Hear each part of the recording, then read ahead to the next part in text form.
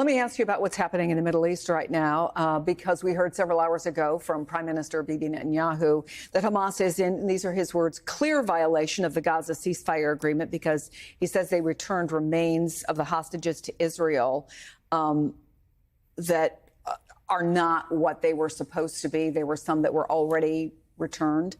And now we just got this breaking news. Quote, this is a statement from the Prime Minister's office. Following security consultations, Prime Minister Netanyahu instructed the military echelon to carry out powerful strikes in the Gaza Strip immediately. Your reaction to this?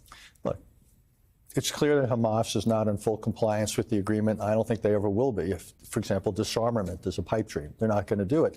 The real question is whether Israeli responses are proportional to what happened, whether they're constructive, whether they'll get you where you want to go. I have questions about it. So to me, the really interesting thing, Chris, is what is the reaction of Donald Trump? He's obviously in Asia. We've been talking about it. But does the United States lean on the Israelis to basically rein it in? We do not want to go back to what was there before the ceasefire. We don't want to see the fighting resume, the humanitarian crisis get rekindled, and so forth. So I actually think this is an interesting moment for the Trump administration. They made a big investment in Middle East diplomacy.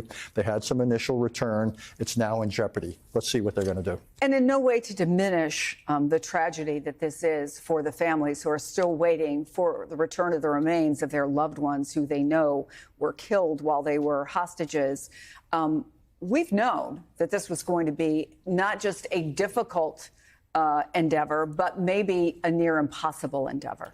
Oh, if the definition of is to get to, you've defined success ambitiously. Peace agreement between Israelis and Palestinians, and that near impossible. Long shot. That's the stuff of decades.